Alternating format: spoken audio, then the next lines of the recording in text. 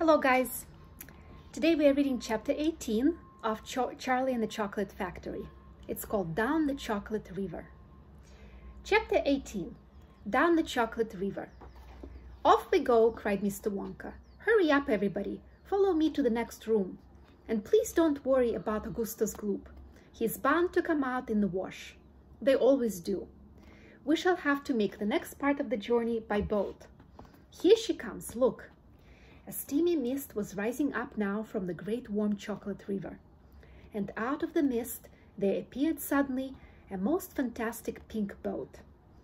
It was a large open row boat with a tall front and a tall back like a Viking boat of old, and it was of such a shining, sparkling, glistening pink color that the whole thing looked as though it were made of bright pink glass.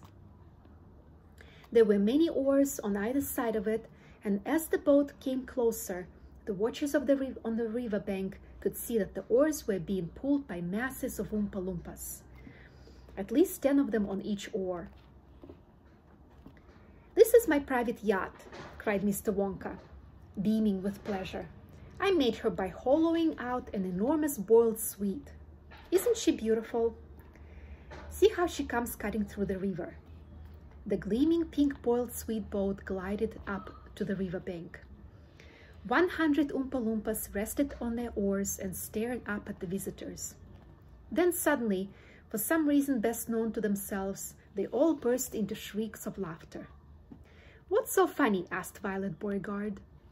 "Oh, don't worry about them," cried Mr. Wonka. "They're always laughing. They think everything's a colossal joke. Jump into the boat, all of you. Come on, hurry up." As soon as everyone was safely in, the Oompa Loompas pushed the boat away from the bank and began to row swiftly downriver. "Hey there, Mike Teavee!" shouted Mr. Wonka. "Please don't lick the boat with your tongue. It'll only make it sticky." "Daddy," said Veruca Salt, "I want a boat like this. I want you to buy me a big pink boiled sweet boat exactly like Mr. Wonka's. And I want lots of Oompa Loompas to row me about. And I want the chocolate river. And I want... "She wants a good kick in the pants," whispered Grandpa Joe to Charlie. The old man was sitting in the back of the boat, and little Charlie Bucket was right beside him.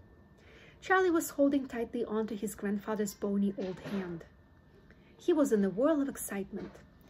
Everything that he had seen so far, the great chocolate river, the waterfall, the huge sucking pipes, the minty sugar meadows, the Oompa Loompas, the beautiful pink boat, and most of all, Mr. Willy Wonka himself, had been so astonishing that he began to wonder whether there could possibly be any more astonishments left. Where were they going now? What were they going to see? And what in the world was going to happen in the next room?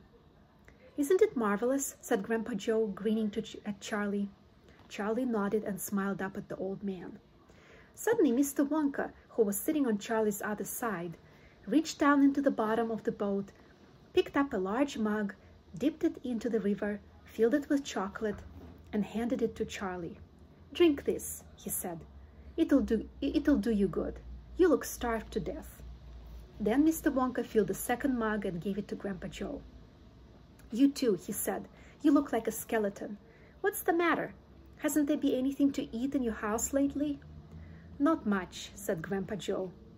Charlie put the mug to his lips, and as the rich, warm, creamy chocolate ran down his throat into his empty tummy, his whole body from head to toe began to tingle with pleasure, and the feeling of intense happiness spread over him.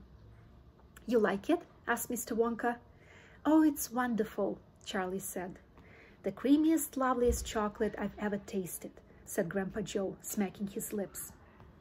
"That's because it's been mixed by waterfall," Mr. Wonka told him. The boat sped on down the river. The river was getting narrower. There was some kind of a dark tunnel ahead, a great round tunnel that looked like an enormous pipe. And the river was running right into the tunnel. And so was the boat. "Row on!" shouted Mr. Wonka, jumping up and waving his stick in the air. "Full speed ahead!" And with the Oompa Loompas rowing faster than ever, the boat shot into the pitch-dark tunnel, and all the passengers screamed with excitement. "How can can they see where they're going?" shrieked Violet Beauregarde in the darkness.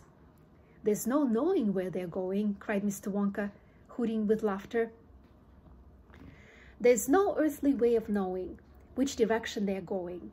There's no knowing where they're rowing, or which way the river's flowing. Not a speck of light is showing, so the danger must be growing, for the rowers keep on rowing, and they're certainly not showing any signs that they're slowing." "He's gone off his rocker," shouted one of the fathers, and the other parents joined in the chorus of frightened shouting. "He's crazy," they shouted. "He's nutty, he's screwy, he's batty, he's dippy, he's dotty, he's daffy, he's goofy, he's beany, he's buggy, he's wacky, he's loony." "No, he's not," said Grandpa Joe. "Switch on the lights," shouted Mr. Wonka.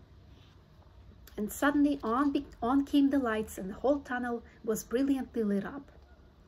And Charlie could see that they were indeed inside a gigantic pipe. And the great upward curving walls of the pipe were pure white and spotlessly clean. The river of chocolate was flowing very fast inside the pipe, and the Oompa Loompas were all rowing like mad.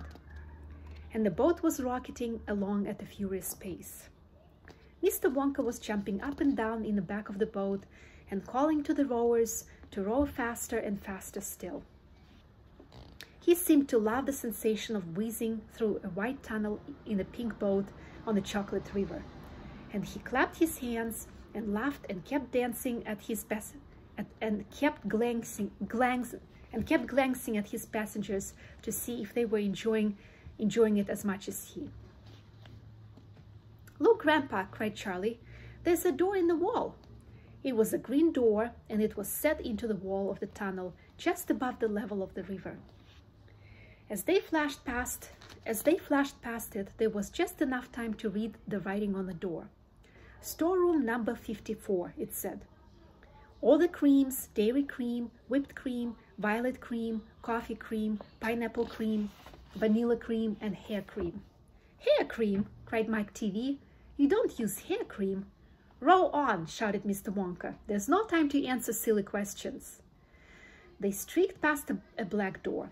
"Storeroom number 71, it said on it. "Whips, all shapes and sizes." "Whips!" cried Veruca Salt. "What on earth do you use whips for?" "For whipping cream, of course," said Mr. Wonka. "How can you whip cream without whips? Whipped cream isn't whipped cream at all unless it's been whipped with whips. Just as a poached egg isn't a poached egg unless it's been stolen from the woods in the dead of night. Row on, please." They passed a yellow door on which it said "Storeroom number 77. All the beans, cocoa beans, coffee beans, jelly beans, and has-beens." "Has-beens!" cried Violet Beauregarde. "You're one yourself," said Mr. Wonka. "There's no time for arguing. Press on, press on." But 5 seconds later, when the bright red door came into sight ahead, he suddenly waved his gold-topped cane in the air and shouted, "Stop the boat!" All right, this is the end of chapter 18, and you're going to have 3 questions on the quiz in a separate video.